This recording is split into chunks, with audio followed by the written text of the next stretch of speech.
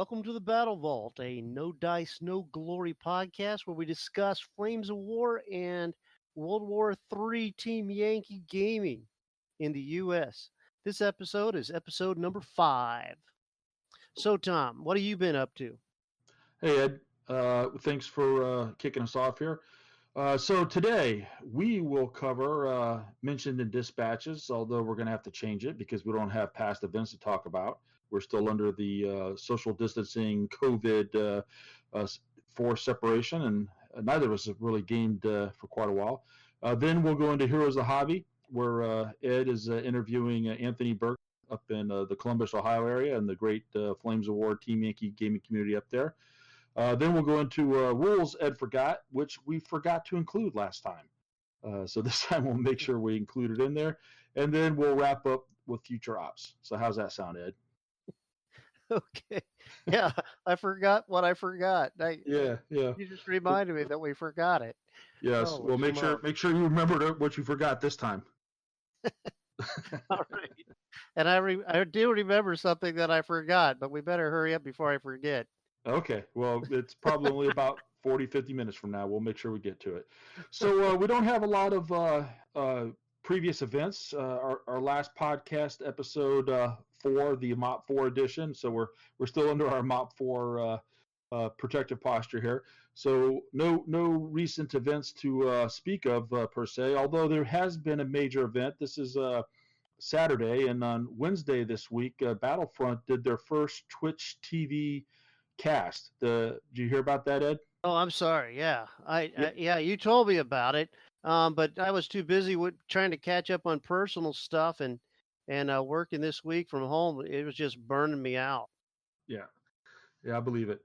You probably were still dealing with students too for the online course you've been running. Yeah. So that's probably what was going on.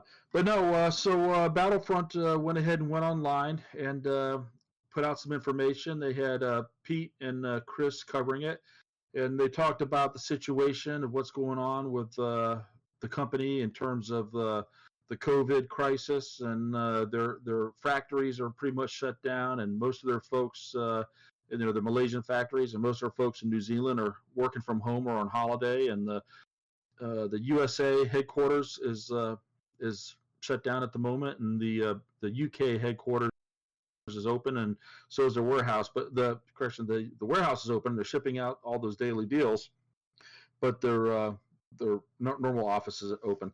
So they're struggling just like everybody else to get through this thing. But it was nice to take some time to give us something to think about.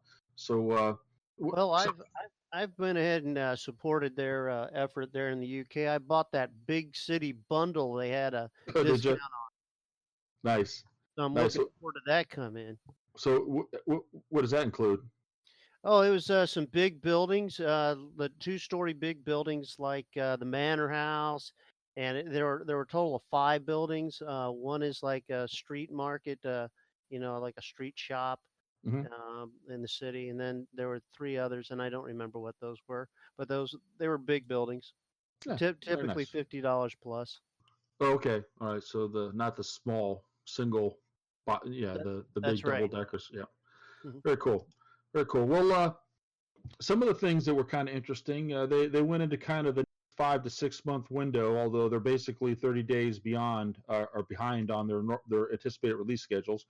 But they talked a little bit about the Waffen SS book coming out, and with the Panthers, and also they said there was going to be more 21st Panzer type book releases coming.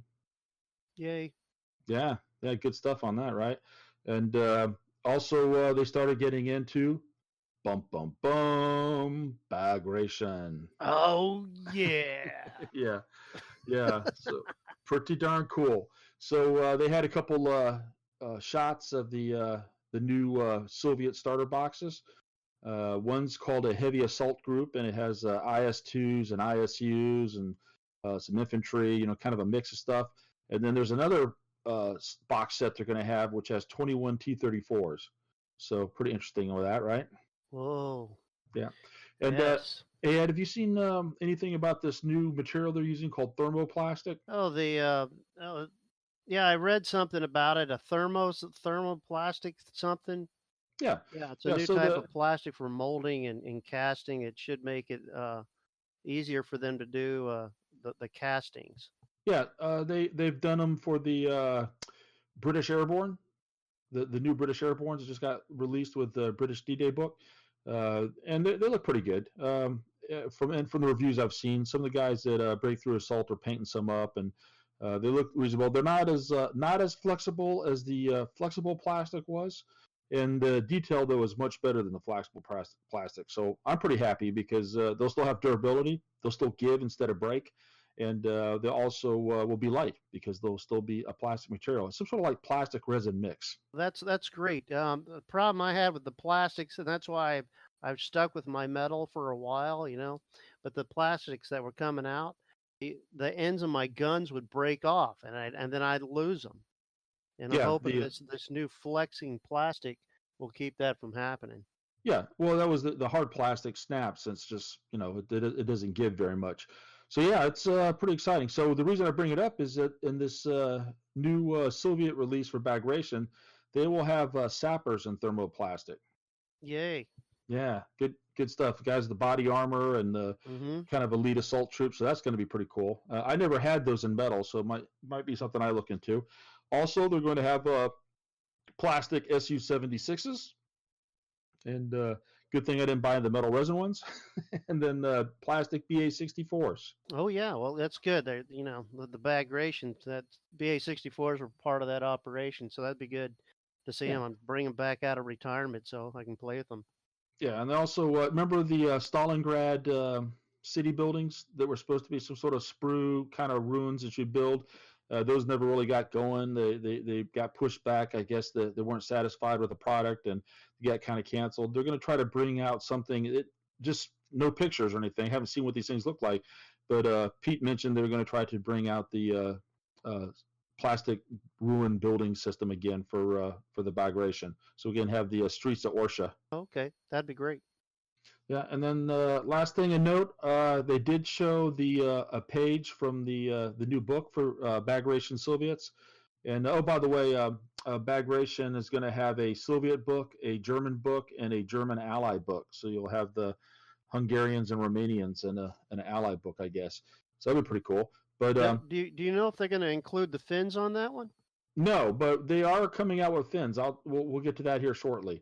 Okay, great. So yeah, Finns are on the horizon finally, and so there's going to be a. Anyways, they showed a picture of IS-2s, IS-2, the heavy guard tank unit, tank regiment. Yep, and I've been waiting for that for a while. Pretty darn good. Guess what the points are for those? Oh, let's see. What, 9? No, a little bit lower. So it was interesting. The headquarters IS-2 is 7 points. Oh, and yeah. then, but then if you have like a platoon of 3, it's like 22 points. So there are seven points and some change. They just rounded the headquarters tank down to 7. So that's not too bad for front armor 10. I think they had side armor of 8 and top armor 2. The gun has been reduced a little bit in AT. I think it's now AT-15. I think it was a little higher in the past, and it's still firepower 2+, and it's still brutal, so it's going to be great for killing infantry. But it's also still slow firing. The rate of fire 1 slow firing. Right. So that's pretty much expected. But what's not expected is that these guys are vets. They're aggressive. They're hit on 3s, but their skills are 3+.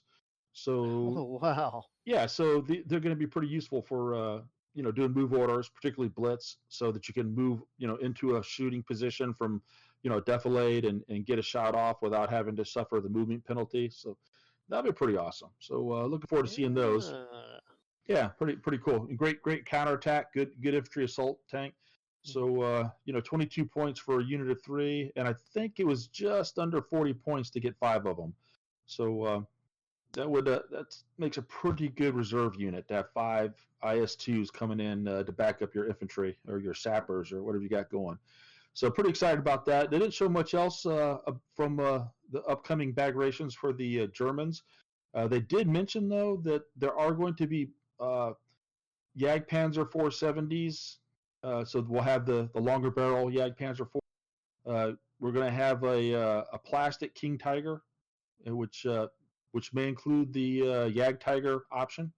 Oh, So that'd wow. be pretty cool. Yeah. Yeah. And plastic Hetzer, which will be kind of cool. Those would be kind of neat in plastic. Just little turtle tanks running around. Turtle. Yeah, yeah, indeed. And they're also going to have a Whirlwind Ostwind plastic kit. You could, one kit that can build either coming out. Oh, They're okay, pretty good. cool. Mm-hmm. Yep. And then Yag Panthers will be in the Bagration for German book, but not as a company unit apparently. At least not in the main book. Although it may have a formation option with the command cards, Pete said. Mm-hmm. But it's not going to be in the main book as a formation. So, but the Hetzers and the Yag Panther it should be in the 470s SS book when they get that going. Yeah. I don't think so. Really? I don't think you're going to see them in the SS book. I think they're going to be making their first appearance of Bagration. Okay. So, I mean, they really weren't working with the SS very closely. They were there wasn't a whole lot of Yag Panthers to begin with in Normandy. I know that they worked with the 16th Luftwaffe at one point.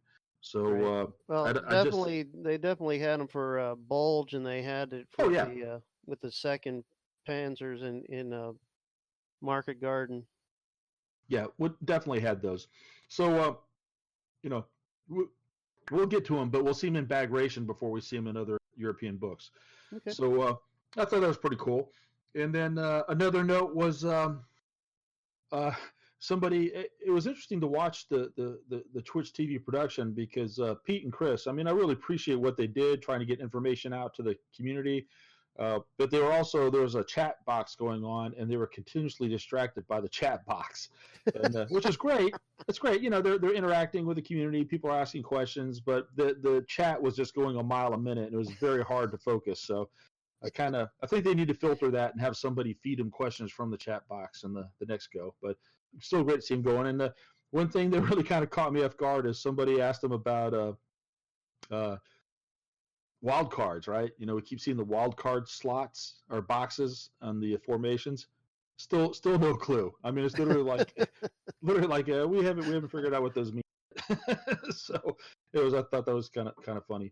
And then they did mention a little bit about the World of Tanks game coming out. Have you seen this thing, Ed? Yeah, I saw the thing on there. I like the fact that they're selling the pre-painted tanks. That's good. Yeah, it's pretty cool. Yeah, I guess it's a spinoff of Tanks. Maybe it's just a rebranding or repackaging of the Tanks game. I can't see them doing Tanks and this World of Tanks games at the same time. But they come assembled and primed, or at least assembled in a color. And I think the starter set has your typical big four, Sherman, Panzer IV, T-34, and I think a Cromwell. Okay. So it's good showing of medium tanks there. Yeah, and one thing that was interesting, because if you played World of Tanks online, I know you have. I played last night. Yeah, okay. Well, you get into those special variant tanks and those kind of oddball tanks. So that may kind of give a bit more of a bridge to get into both Team Yankee and Flames of War, some additional tank options, kind of like mid-war monsters. Okay, so that's cool. That might be coming. Yeah, so pretty cool. And then let me pull up my notes here from the Team Yankee side, because they talked Team Yankee as well. So what they had there is they mostly talked about the upcoming U.S. They said that they're going to try to do thermoplastic for the U.S. infantry. If that can't be done in time or be done satisfactorily, they said metal will be the fallback. And then they talked a little bit about the RDF, Rapid Deployment Force. So really? Yeah. One of the formations options that they're going to have. Talk about the 9th Infantry too? Yeah, right. That's exactly them. Yeah, no 9th Infantry from out in California, where the Fort Ord, where those guys were at. Yeah, well, they had them in Seattle for a while. They also had the 7th Infantry at Fort Ord. Yeah, so they did all those experimental options with like the Doom buggies or tows and all that kind of stuff and different things, and so they're giving him this RDF tank, which kind of looks like a 114 with a 105 gun on it. Yeah, it's actually a 75 millimeter gun. So it's is it really? Yeah, but apparently it has a super high rate of fire, and then it's it should have been a long barrel. I haven't seen any pictures of these things, but I remember what it looked like. Yeah, I'll send you some pictures of it. It's it looks like if you remember, like my kid brother, when who's 12 years younger than me, he had GI Joes, the little GI Joes. I had the big GI Joes, Yeah. The full size GI Joes, and he had the little hard plastic ones they came out with later when they had the TV show. Right. And he had this tank in there for his GI Joes. It looks exactly like that GI Joe tank. So that's pretty cool. But Go Joe. yeah. So it's a RDF formation, the ninth Infantry formation they have in there. It has those tanks and some Humvees and infantry and stuff. So I guess they're trying to capture that unit. Yeah, that's pretty cool. Yeah, I wish they'd gone short period of time they had it out there, but well, I wish they'd gone instead of that. I wish they'd gone with the M8 Buford that they were going to use to replace the Sheridans for the 82nd Airborne. That thing was almost. I mean, it did exist, for trial purposes, but it almost got fielded to the 82nd Airborne until we had the post Desert Storm drawdown, and then they decided not to replace them and just get rid of the Sheridans. So, anyways, that's all good. Anyways, into the Soviets, my favorite. They talked a little bit about the T-80s. They're going to be in plastic, and the BMP-3s in plastic, and which is great. And the T-80, apparently, they're going to be about 8 points apiece, and they're going to have front armor of 20. Pretty stout for a Soviet, right? Mm-hmm. And the the sniper, what is it? AT-22 missile, the sniper. Yeah. Yep. So that'll be good to have in there. And then the BMP-3 has the Stabber anti-tank guided missile. And it has that 100mm gun with a 2+ firepower and brutal. Oh, wow. Yeah, and then it had a coaxial 25mm chain gun or something? Wasn't it two guns side by side on the BMP-3? I think it was. I'm not too sure. Yeah, I think. Well, it is. It had a main smoothbore gun, and that's what the 100mm gun is. That's where the missile flies out of, and then it had a smaller, either a 20 or 25mm chain gun off to the side, so it'll have that option too. And then no stabilizers though, and only 5 points to get 2 of them, so 2.5 points apiece. Wow, you could have a whole bunch of those things. Yeah, so it's pretty cool. Every time I think my Soviet collection is complete, it's huge. It fills up 2 of my cases, and man, that's just like, okay, I think you're running out of room, man. I'm gonna have to add more cases for them. You're gonna buy a new house. Yeah, and I didn't mention the Apaches, and they're gonna have Apaches and Bradleys, of course, for the U.S. I forgot to mention those earlier, and also the M1A1, and it's going to be horribly expensive, but super strong front armor. So it'll be interesting to see how many of those get fielded. And then they talked a little bit about Checkpoint Charlie. That's still in the plans to tie those. That's good. Mm-hmm. Yeah, tie them in with Fate of the Nation and NAM for kind of an early Team Yankee World War III kind of a thing. That might be kind of cool. I'd kind of dig doing that. That'd be good to have a Berlin fight right there. Good city fight. Yeah, that'd be kind of cool. And then also they said that any sort of the Finns, Swedes still far out. They'd like to do that. And they did mention that there was going to be an ally book for Team Yankee. So I don't know what's going to be in there. Maybe they're that'd be really cool. Get those Swedish S tanks. Yeah, but they said that's pretty far out. They're not going to get to that anytime soon. Cool. So anyway, so that was pretty much it from the Twitch TV. What does that be? A video cast, I guess. But they said they're going to do more of those and try to use that as a means to communicate with the community. And I thought it was a great effort. I just hope that they try not to get too distracted by the chat box going on a mile a minute. Maybe they could have one of their staff kind of prune those out and take some of the best comments and then feed in questions and feed those to Pete and Chris to focus in on, because they'd be talking about something that was awesome and then they get distracted by a chat room comment. So I kind of think they didn't get the chance to put everything they want to say. So anyways, that was pretty much all we have to talk about past events. So that will fill in for our mentioned dispatches, and then let's go ahead and turn it back over to you, Ed, with your interview with Anthony Berger. All right, thanks. Take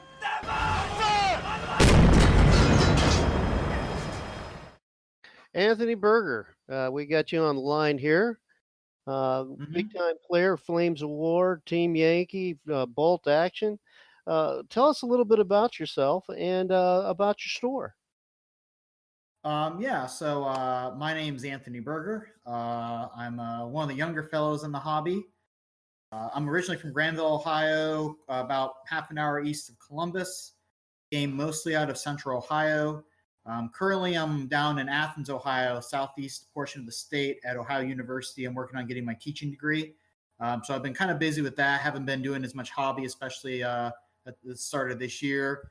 Obviously, because of the coronavirus, not a whole lot else is really happening tournament or event wise. I got in the hobby about 2005. Before that, I was really big into things like Legos, strategy games.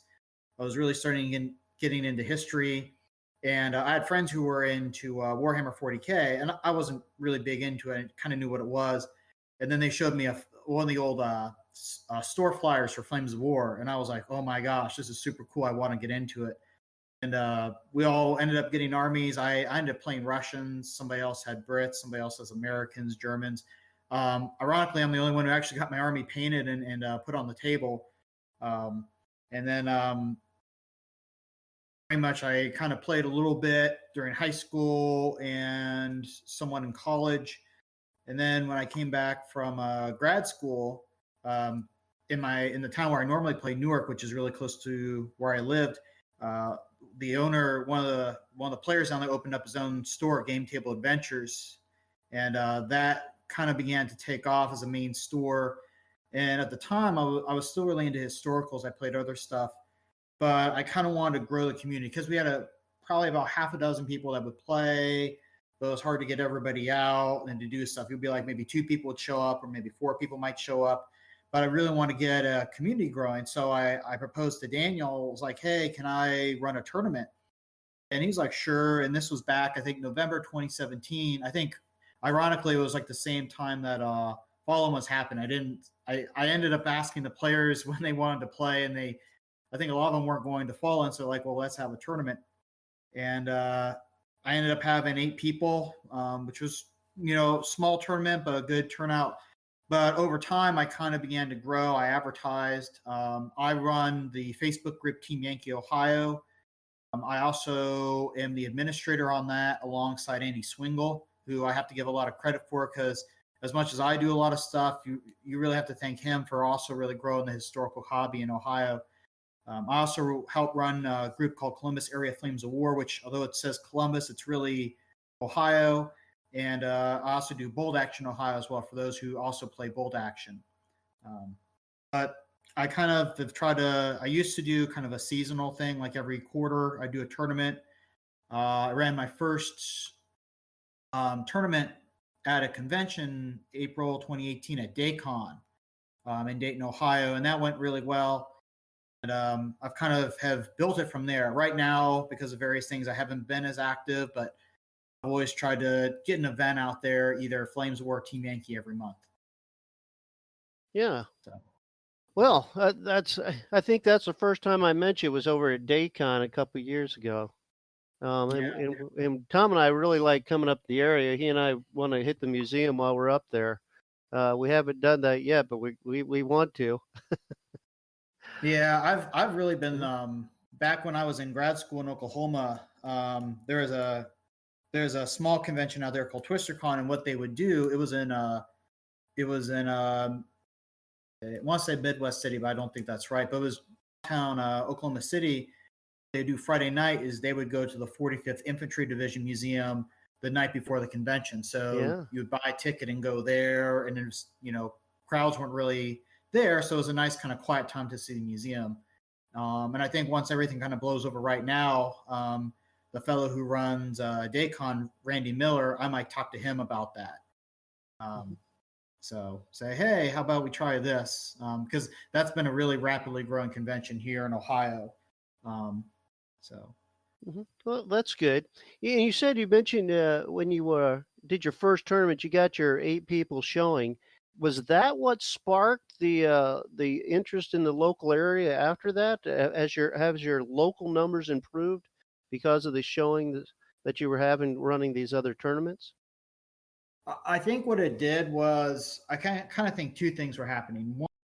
One was it is one, it gave people kind of something to do, because for tournaments, I mean, you always hear, I know a lot of players that live in the Columbus area that play Flames or Team Yankee but aren't big tournament players.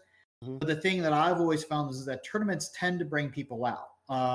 I tend not to run any kind of high stakes, no holds bars, high money pot kind of tournaments, but I want to have a good competitive spirit, and a lot of players will come out. I've met with players at their house to say, hey, I want to try this list out at your tournament. Can I come by and play it? Or I'll know people who the week before they'll go to the store and test their lists out. So it kind of gives people some active to do. It's not just saying, well, I'm going to show up this Saturday and play. It really gives a little bit more structure to the community. Yeah. Well, I think it's the tournaments may be the key, that showing. I know that here at Elizabethtown, we run the Wolf Craig thing, and during the Wolf Craig tournament we had we had a lot of visitors, a lot more than I remembered in the past, and over the past year, I think because of last year's tournament, we had generated a lot more interest, and I know we have a lot more younger and new players that have joined the Flames of War world here and Team Yankee. Mm-hmm. Yeah.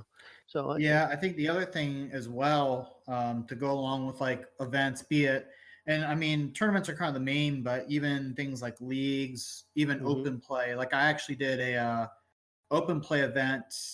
I wasn't able to do the one in February because I got sick. But in January, I had one at another store. This one's in Columbus, Guard Tower East. They're not really big into historicals, but it's a pretty central location, and a lot of the players I know live near the area. But I ended up having 15 just kind of out of the blue. I mean, I advertised it, but it really surprised me. So I'm kind of thinking of balancing that out. But another thing that I think really helps is kind of having like someone to beat the drum, and that's kind of been my goal in the hobby. We always talk about people who are the generals who are really good players, or people who are the really good hobbyists. And I kind of see, I do those things, but I really see myself as kind of the organizer. Like I'm the person who's going to be like, hey, we're going to have an event this weekend, and this is the info for it and what we're going to do and where it's located, and trying to facilitate that. That's always kind of been my goal in this hobby, be it playing Flames of War, Bold Action, whatever. And so kind of we talked about it a little earlier, but being able to advertise, posting things up on the Flames of War forums or on Battle Rankings or on Facebook, and trying to do that consistently really helps to say, ooh, that's happening, and at least begins to pique more interest in people. Yes, enthusiasm does. We're going to forget about it. Yeah. The enthusiasm by the players, and especially the organizers, is gonna spread. And that idea of being excited about something seems to bring people in. And when they see you doing that and having a great time, and that is a good thing. I love the game. I really, really do. And it hasn't taken over my life totally, but it's taken up a big chunk of it. And I tell you what, I love every minute of it. Yeah. Okay. I mean, I've played Flames since first edition, kind of on and off. I played a bit more in third and when Team Yankee came out, but it's now with both gaming, historical gaming, and wargaming in general, and even just general tabletop stuff. If you include things like D&D and Magic and board games, it's just gotten far larger and far popular, and it's been great. I was actually kind of going to segue a little bit. I was talking to a friend of mine who lives in Columbus, who's an accountant, and one of the things that I was talking to him about was accessibility in the games, because I kind of see like miniature games is the thing that's, it's easy to get into something like D&D or board games. The price point's pretty low, but miniatures, it's a little harder depending on what you're playing. I would say Flames is a bit on the lower end. Something like 40K might be on the higher end. But something like 3D printing, I think, could really change on how people could access the hobby and get stuff. Because now if I want to make more customized models or access stuff that doesn't exist, there's a lot of flexibility there. And I think it'd be really cool to think over the next couple of years of how companies approach that and then how players approach that.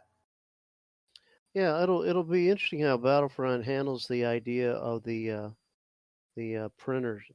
Yeah, and Yeah. being able to still stay competitive with the quality of the printers getting better every year, and Yeah.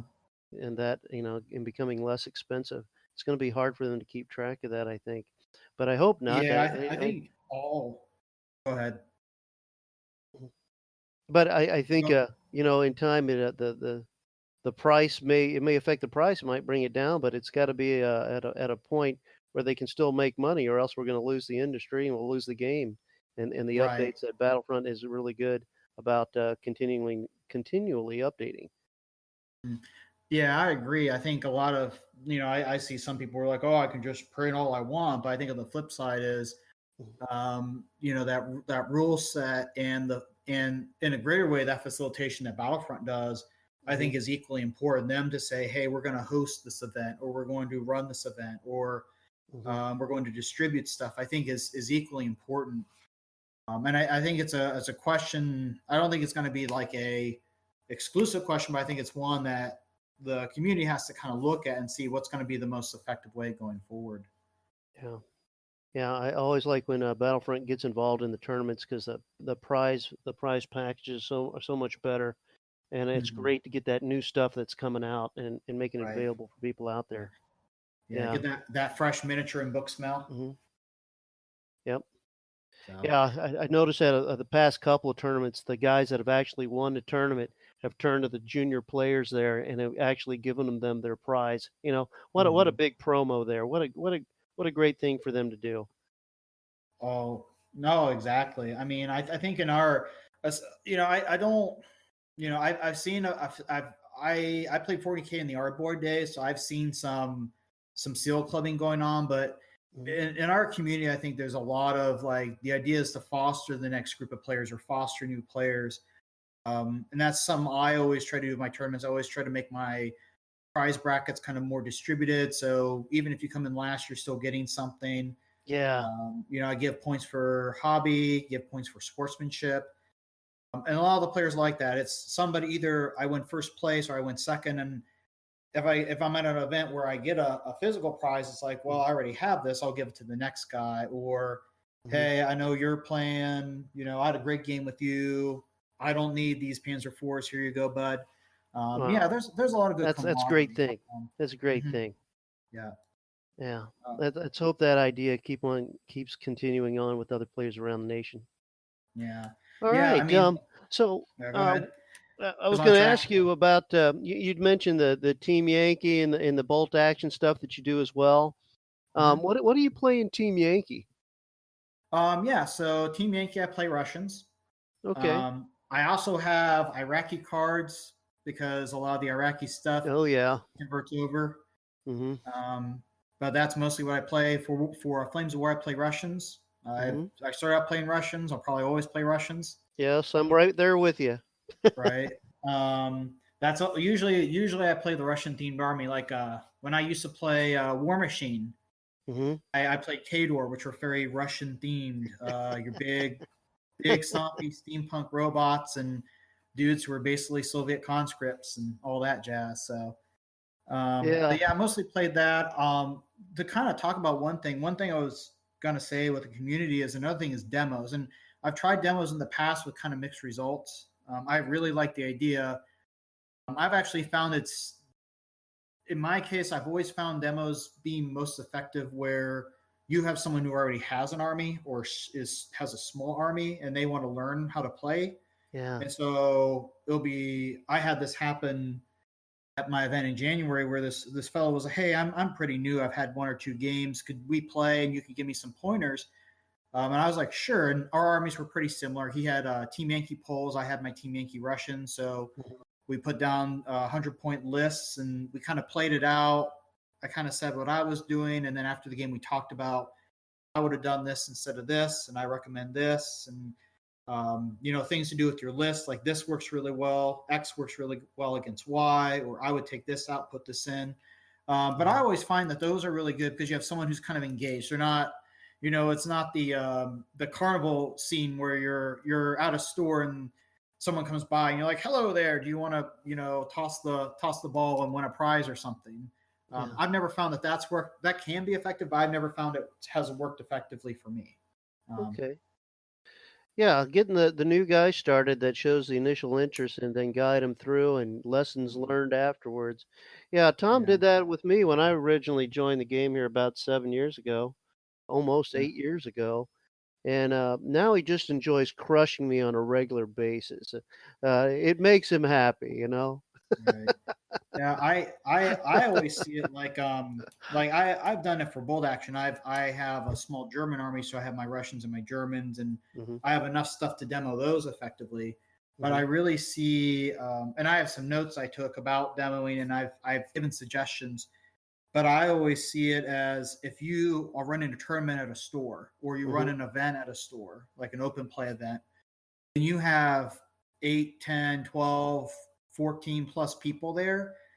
If somebody comes in that day and they walk around, they're like, "Wow, what's going on here?" They'll start to ask questions. And I always find that's always kind of the twinkle that kind of gets them interested. It's like, "Ooh, there's lots of people playing this game, and hey, I know that's a tank. I know what those tanks are." And then they can go to the merchandise area and be like, "Ooh, they already have these on the shelves. Maybe I'll pick some up." And I've always Yeah. found that tends to be a little bit more eye catching than to just have a demo day. Yeah. Yeah, I noticed like at Wolf Craig, this last Wolf Craig we had a lot of people come in and check out what we were doing. We had a group Mhm. at my table and they were looking and I asked them questions and they showed that interest in there. I know it's probably irritating the guy who was in the process of crushing me a little bit. Right? He's Actually like, crushing me quite well. I was happy to right. talk to these people, but I would like that our players out there take a moment and give us the opportunity to talk to them when we're doing these guys because these are our future people that are going to keep the life of the game going. Here's a chance to get that idea and that spark going to, hey, maybe I want to do this. So that would Yeah. be very helpful for especially that local area. Go Mhm. ahead and take the time and talk to these people. Yeah, exactly. One thing that Dan does is he goes to the local schools and he does mostly like a hobby day where he'll bring models and he'll work with the art teacher and show them how to paint. And although I'm working on becoming a teacher, I'm looking at science, so I can't really, I can't bring my T34s and look at this kid. We're gonna have these in the classroom. But at the same time, I think there's the opportunity, especially to meet like students and youth. Yeah. One of the things that one of the I work with the HMGS, the Historical Miniatures Gaming Society, a little bit. The Yes. chapter here in Ohio is the Great Lakes chapter, which is, I believe, Ohio, Michigan, and Indiana. Don't quote me on Mhm. that.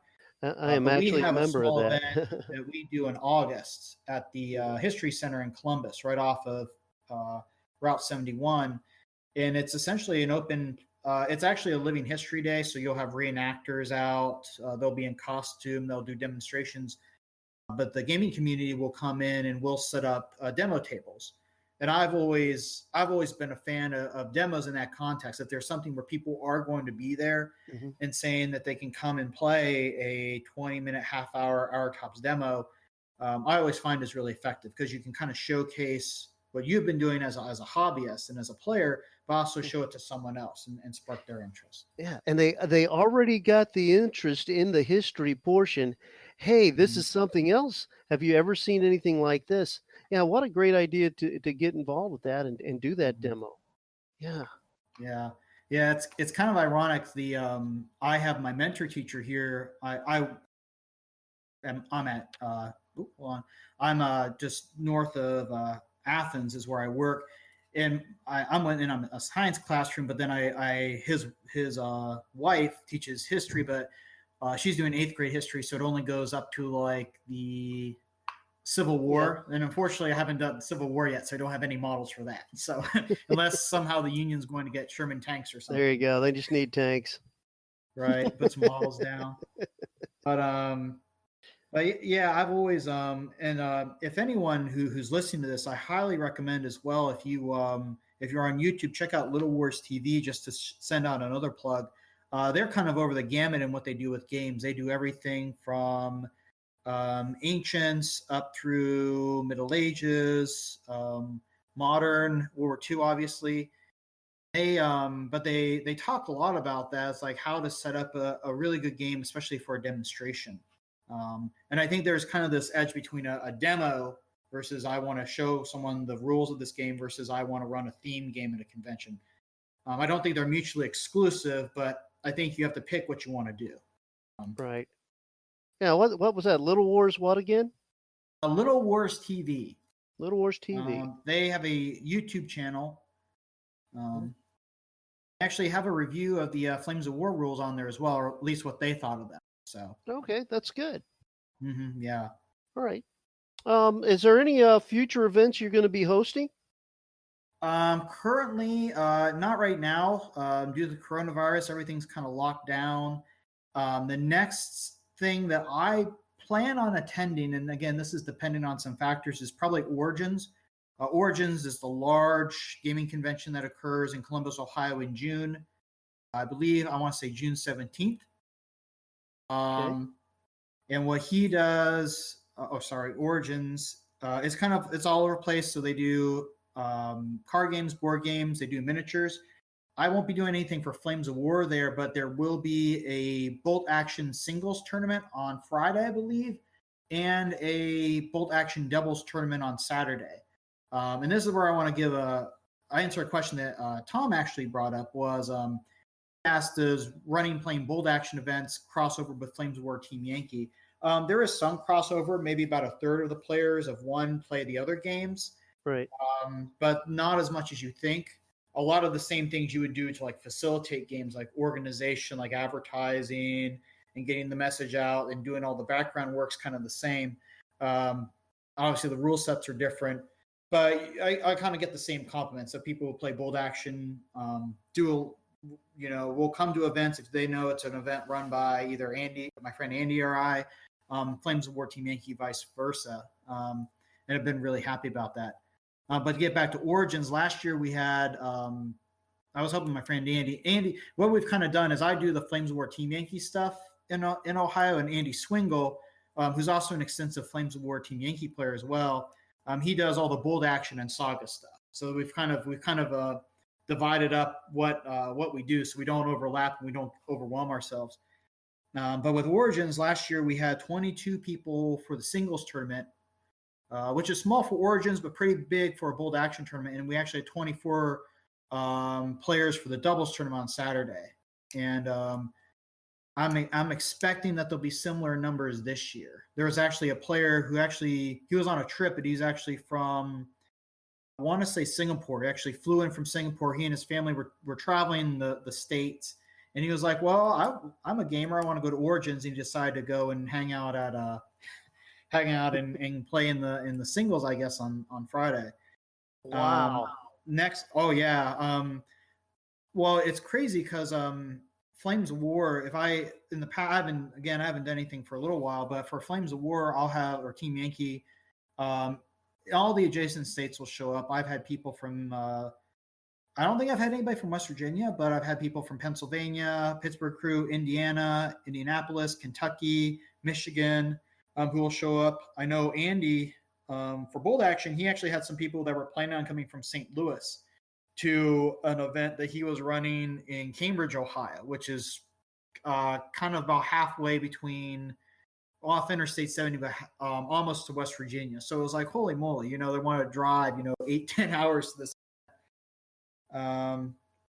The next thing for me that I'll probably be running will be Daycon. And actually John Meyer will be running that, but I'll probably be helping him out a little bit. I have John Meyer, I really have to give a shout out for, because he kind of picked up the slack on that because I've just been busy with school. I also have another friend, Mark Holsworth, who lives down in Nelsonville near where I live. And they're kind of the new guys in our group, but they've been really active, really excited. Mm-hmm. And I'm hoping that they, and I've kind of helped them with this too, is pick up some slack with it. Mark's helped me a little bit with a game day I ran. John's been pretty engaged, and I think it'd be good to, have people try out running events just so they can get practice in and see what it's like. Because I love doing this, but I know eventually, I'm going to get tired, or I'm going to have something else that's going to happen. So I can't always be the guy to do it. So, growing the new crop for the hobby, I think, is important. Not just getting kids and new folks into it, but also getting people to be able to fill those shoes when it's needed. Yeah. Yeah, I know the thing you're going through as far as hosting tournaments. I know you want to play too. Oh yeah, I Tom, mean, yeah, yeah, I always got to keep up with what the rules are. I'm a pretty good organizer and reader of rules, but it's kind of where the rubber meets the road. You also need to play to see how those are interpreted and worked out. Um, and yeah, I mean, I'll get in games every once in a while, but I mean, definitely for tournaments, it's a blast. I was actually at CincyCon in beginning of March this year. I yeah, played in the Flames of War Great War tournament, and it was small. We only had 6 players, yeah, but it was a yeah. blast just to get a couple games in. Yeah, Um, that's the first Great War tournament I saw played, and I bought the full French stuff. I've got enough for, a 200 plus, maybe even a 300 plus army oh, for excellent. that. It's huge, but Yeah, but I'm not done painting yet because I haven't had any. There's not a lot of people around here that play it. I know Tom and I do. We have another guy that does, but he's also into other games as well. hmm Yeah, yeah, and that's kind of the role I've taken is kind of the pusher. Before when I was down in Oklahoma, this was 2015, 2016, I was finishing my master's down there. And I had some guys who were I had heard about, I heard about Team Yankee because I was reading all the stuff on the Battlefront's website. And it's like, I'm not sure about this. And then I got a demo and I'm like, I'll get into this. I'll hop into this.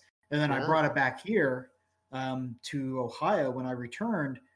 And I had a lot of people that started picking it up and really getting engaged with it. And the same thing with other games. My friend Andy, he's done Saga, which is Dark Age kind of warband, Mhm. and he's gone from maybe having 3 or 4 people playing to he'll have 14 come out. He does a once a month open play. He'll have 14 people that come out and will play. It's great. Mhm. Other games, things like Cruel Seas, which is put up Oh, on yeah. Warrior Game, like Torpedo Boat Combat. Mhm. Same thing. You get 1 or 2 people into it, and you start getting that growth happening. Um, Mhm. Well, we've had our players that used to play a lot of Flames of War. When we made the transition to version 4, Team Yankee was just getting popular at that time, and they made the switch to that in a big way. mm-hmm. And as a result, I haven't seen much of them in the Flames of War kind of stuff there. A couple here and there, every now and then, do a local player to get them started on it. But Yeah. they are an easily distracted group on new games like your Cruel Seas, the pirate game that's out also, and Bolt Action. Yeah, they went to Bolt Action in a big way, and I'm interested into that as well. I've got my Russians. I'm sure you have your Russians for Bolt Action. Oh Yeah, yeah. Yeah. yeah, you got to have them. Beautiful. Anyway, Yeah. um, but there you go. They like the larger figures and the painting of them. I like more playing them. If the figures, if they look good at arm's distance, they're good enough for me. But these guys really get into the painting and the art portion of the of Mhm. the of the of the hobby, which I Yeah. really appreciate, and I like it. I like seeing everybody's fantastically painted figures. Like Tom just finished his Mhm. Americans that just look phenomenally good. And he worked real hard to get those ready for Sensicon and Wolf Creek. But painting like that, people that put the time into the effort into it makes me appreciate the hobby even more, and really impresses Yeah, other people that are looking at the hobby for the first time, thinking, "Wow, these are great. How can I get into it?" All right, well, yeah. uh, let's see, what else can we talk about here? Yeah. I think Tom wants us to kind of tie it up. So if you have any Okay. 1 or 2 any other questions, and I'll try to be quick and wrap it up. Well, I want to say thank you for continuing to promote the Flames of War and Team Yankee and Bolt Action games and Right. getting those young people and new players, even older new players, Right. interested in the game system. And it's going to last for years to come, and it gives me an opportunity to continue to enjoy it with other people that are learning to enjoy it as much as I do. All right. Yeah, I mean that's the thing, and kind of one things I want to say is the key thing is just to keep that interest going. I mean, like I'm down here in Athens. I mean, right now with the situation with the coronavirus, no one can really get to stores and do stuff, and so it's really hard. So like last week and even this week, I've been posting stuff up on those pages, just articles, painting reviews, things like that, to just keep people interested and keep them engaged. Yes. And this too shall pass, and we'll be able to get back in our stores and hang out with our friends and put models and dice together. But it's really to keeping that interest going, be it on whatever forums, Facebook, things like this. Obviously, whatever you can do, be it if you're a leader in the hobby or just someone who's getting in, is communicating, and that's a great thing right now with social media. Is you can get on a page and anywhere around the world you can ask questions and people will answer it, and it's just a good thing. But the key thing is to be active and be consistent and just say, hey, I know you're starting out, you want to meet up, you want to do stuff, is really, put that hand out. And not everybody's gonna want to play, but if you can get the word out and be honest like that, that goes a long way to help grow our hobby and our community. It does. It's a great thing that we have the ability to be able to reach out and touch people all over the world. Yeah. Yeah, there's money to be made if they can figure out how to play the game online through video chat. Right. Well, one last thing I want to give out a plug real quick. So obviously with the coronavirus, I don't want to get too. I study history and biology, so right now this stuff is fascinating and terrifying to me. But I want to give out a plug because a lot of stores, obviously, they rely on foot traffic, people being in there for events, not just miniatures, but things like Friday Night Magic, role play groups that come in.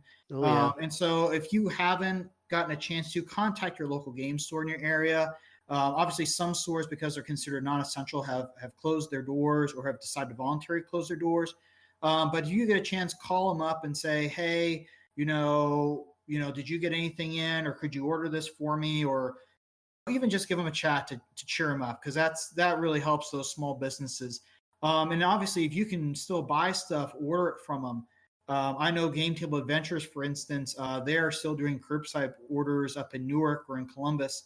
So if you're in the area, give them a haul. I know down in Fort Knox Games, I believe, they're posting their stuff up online. So if you get a chance, go on there, see if there's something you're interested in. I mean, we got plenty of time on our hands for a lot of us, so best pick up a box of something and work on it. That's right. Start painting. You got time. Right, exactly. Hard Knocks Games. Hard Knocks Games. That's correct. Yep. All right. Yeah. Well, fantastic. Well, Anthony, thanks again, and we're going to shut this portion off, and I wish you luck and keep driving on and keep that enthusiasm high. Right. No worries. Well, it was great talking to you guys. Y'all take care. Stay healthy, wash your hands, and get some painting done. Want to see some cool models. If y'all make it up, or anyone listening to this makes up to DayCon, you'll see me, and I hope we have a good time. So, absolutely. We'll see you again soon. Yep. Take care. All right. Out. Target. Ceasefire. Great guy. Certainly awesome to hang out with and talk to at the events we go to. So I'm really glad you got to hear his perspectives on how he's keeping the Flames of War and Team Yankee communities thriving up there in Columbus. So well done. So let's go ahead before we forget and move into Rules Ed Forgot. And I remembered. Okay. All right. So what'd you forget there, Ed? Well, it started out. I've been playing those solo scenarios. I the 4 that they came out with, and I tried the first 2, and I finished the second one today, and so I got to the point where I was getting ready to assault the Germans. I had 2 platoons. I've had the remnants of 1 platoon, a small one, but I had a good size of the other platoon. And so I decided to assault the paratroopers in the church there.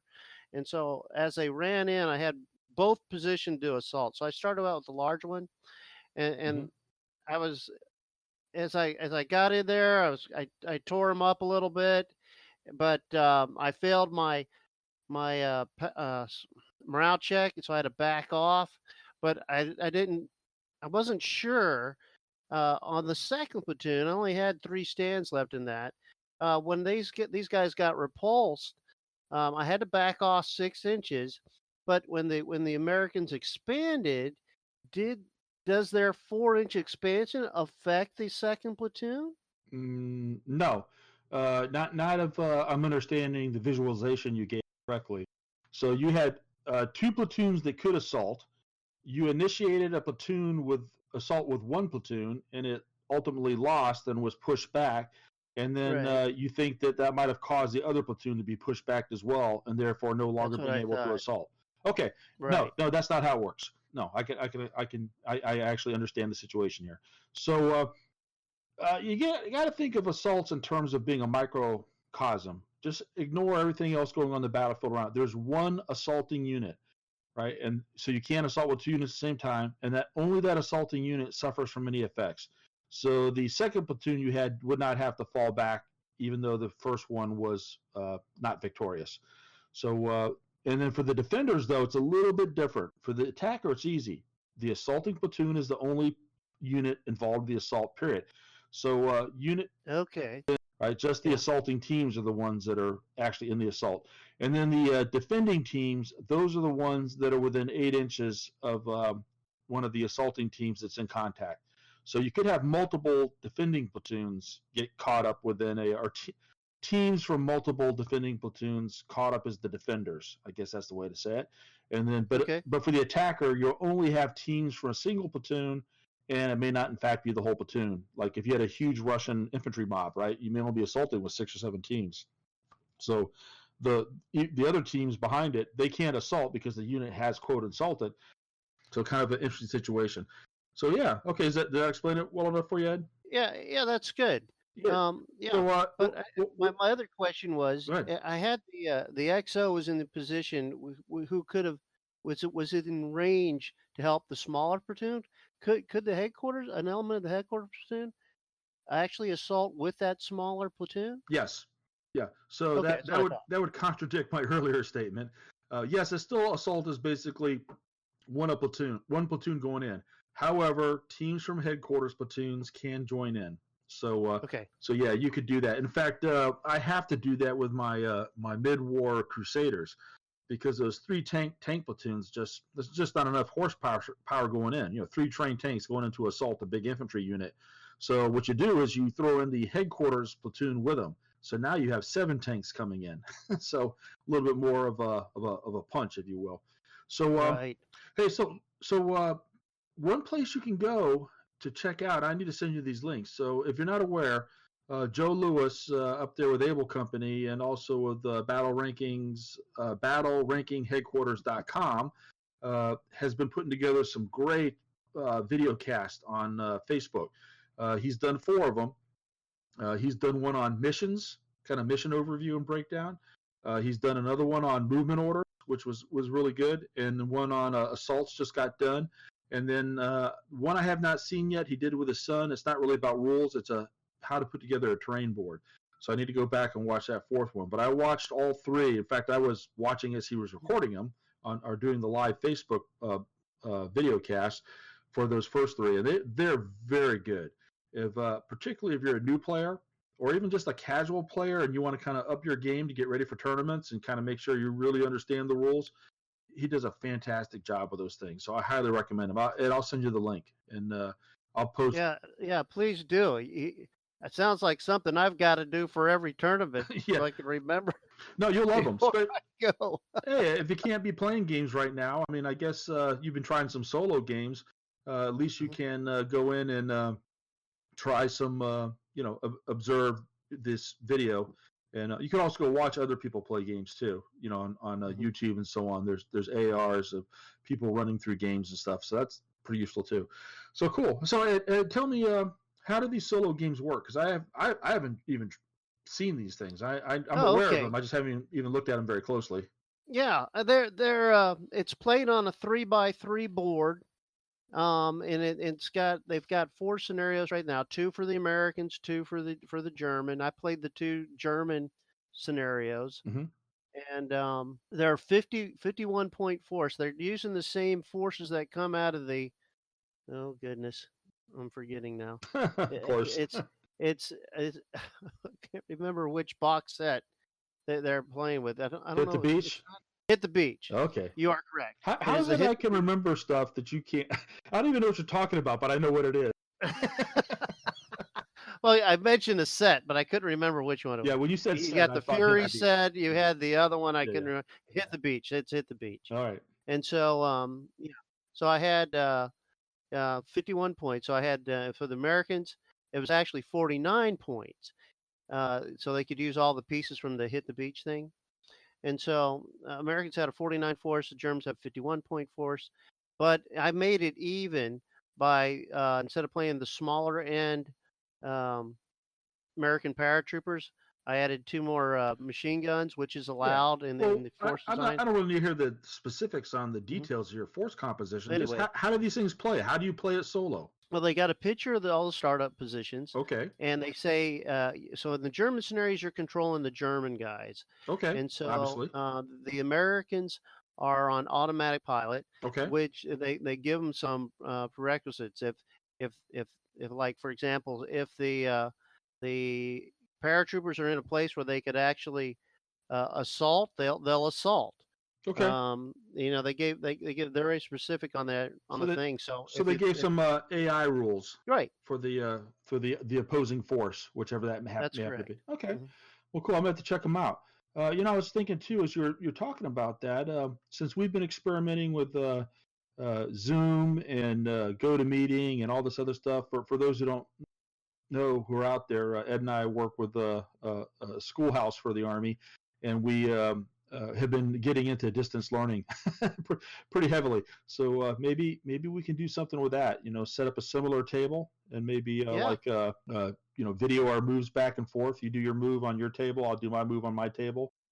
Having the Oh, duplicate forces on both tables. I wonder if we could do this by Zoom, where I just put my camera from my computer to face the board, and you could see what I'm actually doing. Yeah, I would say I would actually duplicate the moves on my table. It'd be like Yeah, right. we're That's playing yeah. chess. We both have Mhm, 2 chess boards, right? So mhm, I move, kings, pawn to queen, whatever, and right. then you're able to But move that on your board too. So yeah. we'll see what we can do with that.